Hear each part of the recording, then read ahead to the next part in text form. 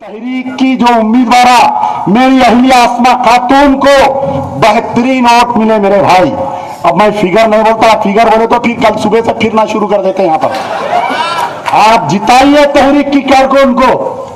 अमजदुल्लाह खान की अहलिया है ना, कुछ कम तो नहीं होंगी ना।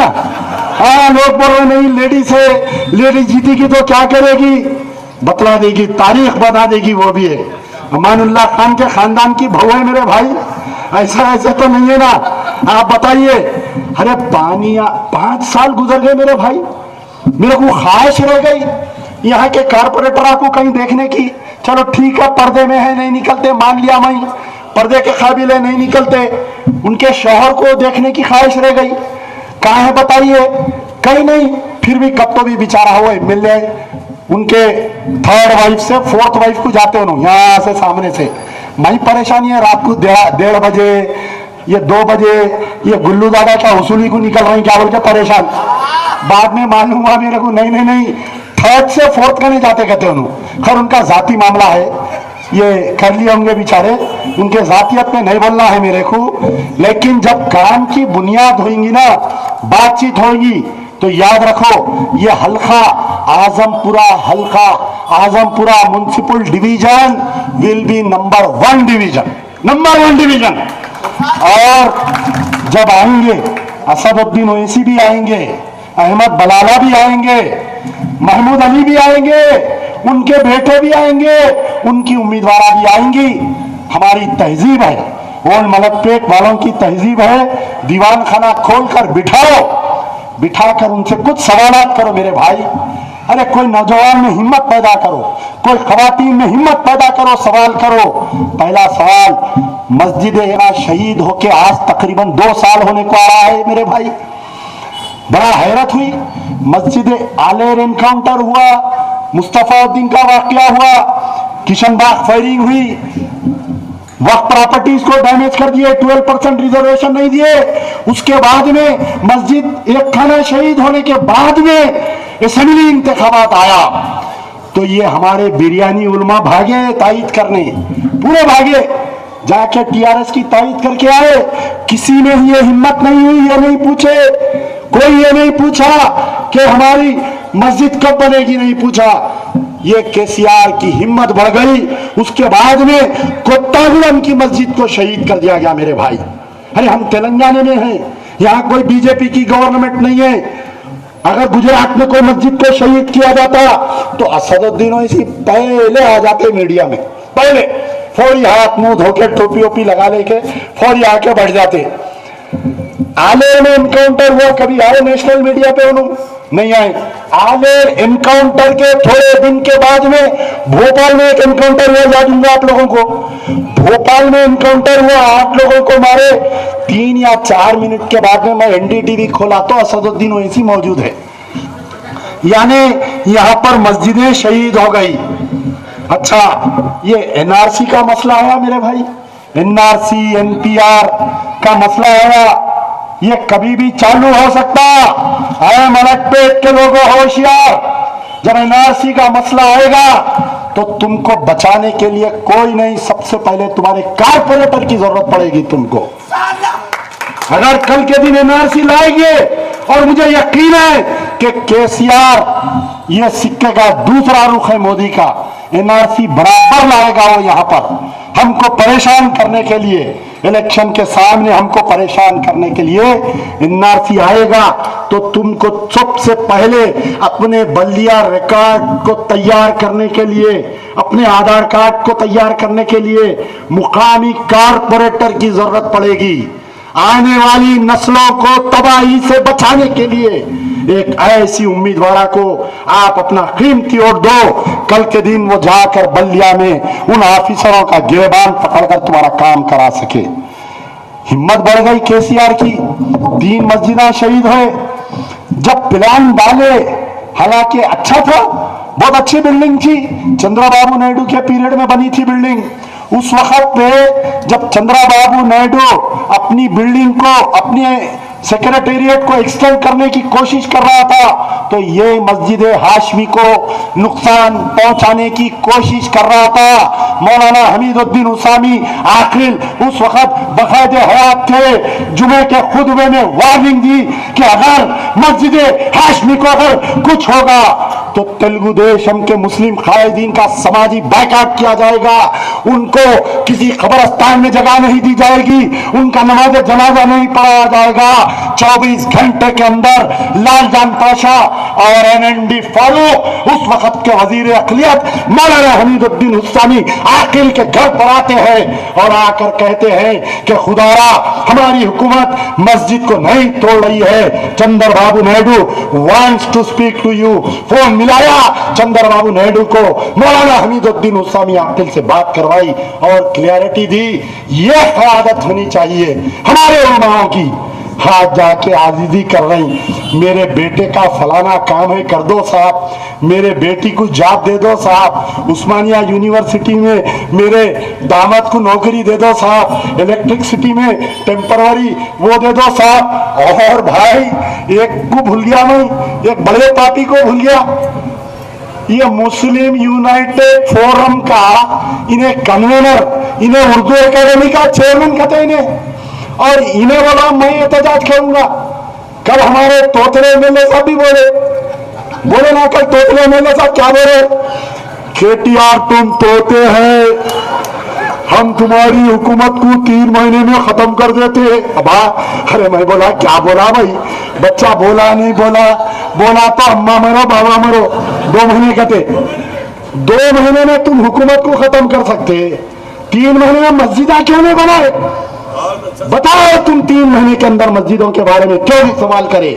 आज मस्जिद शहीद हो गई, अल्लाह का घर जहां पर हय्या अलल सलाह हय्या अलल फलाह की आवाजें गूंजती रही। पिछले 50 साल और 75 साल पुरानी निजाम के दौर की बनी हुई मस्जिद हाशमी और एक मस्जिद थी वहां पर, उसको शहीद कर दिया गया। जब प्लान बना, कोई बड़ा ऑफिसर मुझे कहा, मैं कंप्लेन दिया तो सैफाबाद पुलिस वाले कंप्लेन ले रहे नहीं, चमक रहे, कंप्लेन लेने कहां पड़ा बेचारा।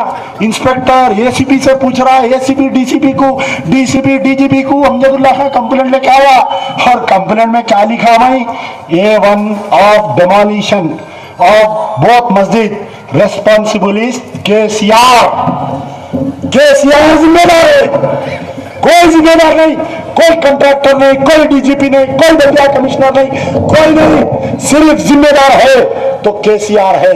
केसीआर के टेबल पे बड़ा प्लान रखा गया, एक वास्तु के पुजारी को बुलाया गया। वास्तु का पुजारी बोला, अगर तेरे बेटे को तू चीफ मिनिस्टर बनाकर इस महल में बिठाना चाहता है तो ये रास्ता होना, ये रास्ते में 2 मस्जिदें हैं, इन दोनों को शहीद कर दो।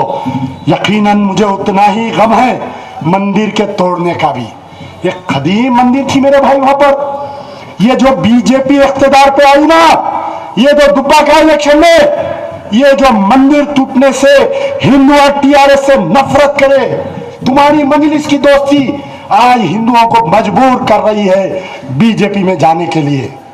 कल तुम दोनों से नाराज, ये रकात 100 रुपए का बॉन्ड पेपर मंगाओ, मंगा के लिखो कि कल बल्दिया के इलेक्शन के बाद में अगर टीआरएस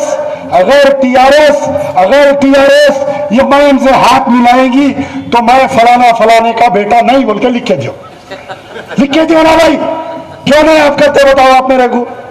मैं चैलेंज कर रहा हूं तुम्हें एक एफिडेविट में ट्वीट करो कि there will be no future alliance between इमाम एंड टीआरएस। है क्या आवाम को बेवकूफ समझ रहे हैं? बोलो, इन उधर हिंदुओं को बेवकूफ बना रही, इन इधर मुसलमानों को जज्बा लाने के लिए अब कुछ भी नहीं मिला। किरण कुमार रेड्डी के दौर में इन्हों हुकूमत से लड़ नहीं सकते, इनकी मजबूरी थी।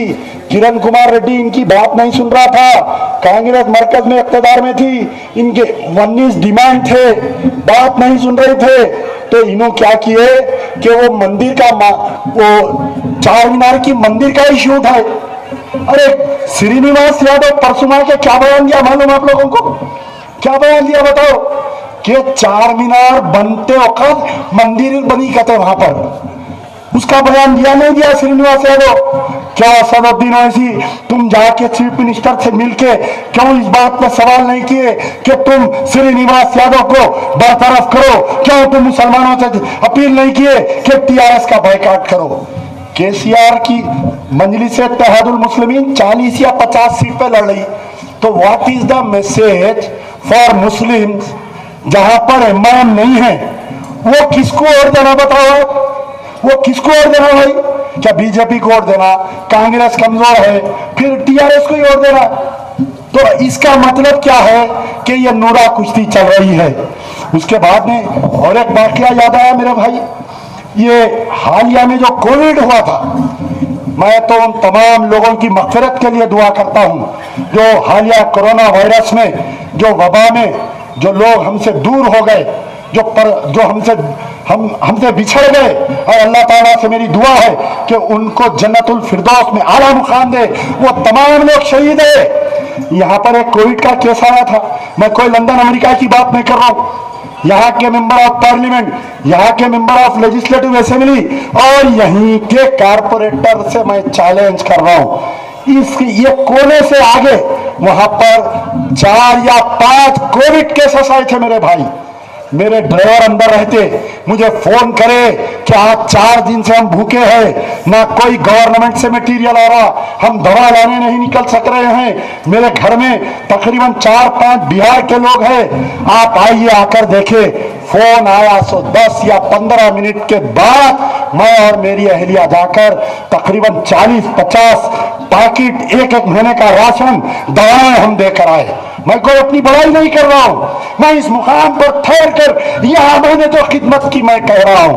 मैं कोई बिहार में जाकर ये नहीं फेंक रहा हूं कि 17 करोड़ मलकपेट में बांट दिए, 16 करोड़ याकूतपुरे में बांट दिए, 5,000 फैमिलीज को आजमपुरे में बांट दिए। मैं ये नहीं फेंक रहा हूं। अच्छा, ये हुकूमत कैसी मेरे भाई? इतने केसेस हो, सिर्फ गांधी हॉस्पिटल, सिर्फ गांधी हॉस्पिटल, क्यों आप दूसरे कायम नहीं कर सके? बताओ, आप बताओ। जो ऐलान किया गया था कि कोई एक बड़ा हॉस्पिटल बनाने का, जो स्पोर्ट्स स्टेडियम है उसके अंदर केसीआर साहब ऐलान करे थे ना, बड़ा एक दवाखाना बनाएंगे कोविड के। अरे मालूम बाबा, अभी 5 मिनट है, कहीं को तुम पुलिस के मकबे रहेगा तो वो दवाखाना बनाने का वादा किया था। क्या मतलब वो दवाखाना आज तक बना? वो स्टेडियम में वो दवाखाना बना, क्या बताओ? महमूद अली आए तो उनसे पूछो कि जब भी यहाँ पर लोग बीमार हुए 14-14, 15-15 लाख देकर हमने इलाज करवाया। यही इसी महल्ले की एक शख्सियत का इंतकाल हो गया यशोदा हॉस्पिटल में, 14 लाख देने के बाद में इंतकाल हो गया। 2 लाख के लिए बॉडी रोक लिए, एमएलए को फोन किए, एमपी को फोन किए, कारपोरेटर को फोन किए, कोई जाकर बॉडी नहीं दिलाया। एक टेलीफोन करा यशोदा हॉस्पिटल के ओनर को, मैंने कहा अगर मैं आने से पहले अगर बॉडी रिलीज नहीं की गई तो फिर उस तख्ते पर तुझको डालकर भेजूंगा। मैं चंचल गुले से निकल कर गया, रास्ते में फोन आया, भाई बॉडी दे दिए। ये यहाँ पर एक तुम्बे हॉस्पिटल है, यहाँ पर कांटे पर एक साहब रहते बेचारे, उनका इंतकाल हुआ 48 आवर्स तक, मुझे नाम याद नहीं, कोई इम्तियाज नाम था उनका। 48 आवर्स तक उनकी बॉडी को रोक के रखे। 14 लाख बिल, 15 लाख बिल, कोई आवाज उठाया? बताओ, कोई आवाज उठाया? मैं चैलेंज कर रहा हूं। कल असदुद्दीन ओवैसी आए तो पूछो कि कोरोना वायरस के टाइम पे जब प्राइवेट हॉस्पिटल्स की लूट हो रही थी, तुम्हारा दवाखाना बंद था। असरा हॉस्पिटल एशिया का मशहूर दवाखाना बंद था नहीं था? बताओ। क्या दक्कन मेडिकल कॉलेज बंद था नहीं था? बताओ। फिर बोलते कौम का दवाखाना। कौन गए कोर्ट को? हाई कोर्ट का दरवाजा खटखटाने वाले का नाम हम 500 में डिलीवरी करते। कहा है बिचारी? कल एक जनी मर गई ना लाइन में ठहर के, 10,000 रुपए दिया बोले उसको। तो high court communist party of India CPM के वकीलों को लेकर पूरा मुआवजा जमा करा। पूरे हॉस्पिटलों का 15-15 लाख, 20-20 लाख, 30-30 लाख, 40-40 लाख का कोरोना वायरस में लोग गवाही देंगे। मेरे पास रिकॉर्ड है, कलाओ अगर होना है तो बताता हूं। पूरी कोर्ट की फाइल कोर्ट का डंडा पड़ा हुकूमत पे, जब कमेटी बनाए मेरे भाई कि अगर कोई बड़ी बिल है तो हमारे पास शिकायत करो। ये एमपी नाकारा थे, ये एमएलए नाकारा थे, कारपोरेटर का तो कोई पता नहीं था मेरे भाई। छोटे छोटे पोटलियां लाके लोगों को देके फोटो ले रही, छोटे छोटे पोटलियां इतने थे। अरे 1700 करोड़ की जमात है। अगर असदुद्दीन ओवैसी चाहते तो जैसा वोटर लिस्ट बांटते ना घरों पे फिर के, लॉकडाउन में हर खानदान को मजलिस इत्तेहादुल मुस्लिमीन की तरफ से कम अगर 10 से 20 हजार रुपए भी अगर देते तो क्या जाता बताओ आप। 1700 करोड़ की जमात है ना मेरे भाई, आप लोगों की जमात है ना। कल इन अगर चले गए तो कौन हमको चलाना है ये जमात। ये चंद बातें थी। वक्त को भी 3 मिनट है कम, मैं 3 मिनट पहले ही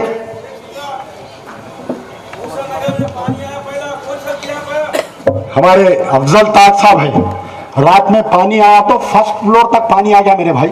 मैं दूसरे दिन 2 बजे जब गया, 2 बजे जाके देखा तो औरतें चीख रही छत्ते से, बचाओ। गवर्नमेंट के पास एक किश्ती नहीं है लोगों को निकालने, वो पुराने प्लास्टिक के किश्तियां लेकर आ रहे चप्पू मारते हुए। अरे मशीन कहाँ है, वाटर बोट कहाँ है, पूछा मैं, लात मारूंगा साले, लेके जा वाटर बोट। बोला जब मंगाए आर्मी से वाटर बोट मंगा के मूसा नगर के रसूलपुरे के लोगों को खाली करे। अफजल भाई बोले लोग सुबह से खाना नहीं खाए, इमीडिएट मैं एक जगह इकबाल होटल फोन करा, 550 पैकेट 3 दिन तक रोजाना खाना दिया। पूछो यहाँ पर गवाही है यहाँ पर।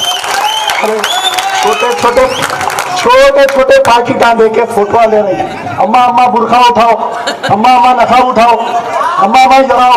एक पैकेट को एक जगह तो फोटो देखा मैं, हंसी आई।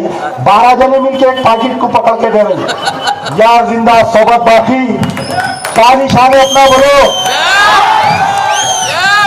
एक मिनट जरा सुनिए। कल चंचलगुड़ा नई रोड पे जलसा है। आज की जो बची कुछ बैटिंग कल वहां पर होगी। एमबीटी हारने की मेन वजह यह है कि 10 वोट है तो पूरे 10 वोट डालेंगे आप लोग, डालेंगे ना डालेंगे।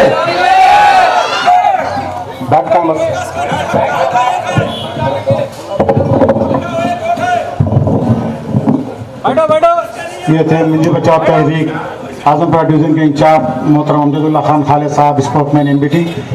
इसी के साथ जलसे की बर्खास्त का ऐलान किया जाता है। एक जरूरी ऐलान समाप्त फरमाइए।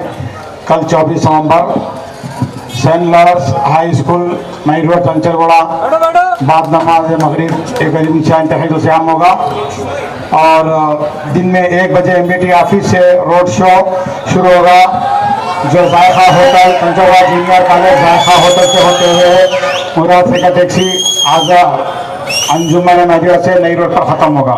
शुक्रिया।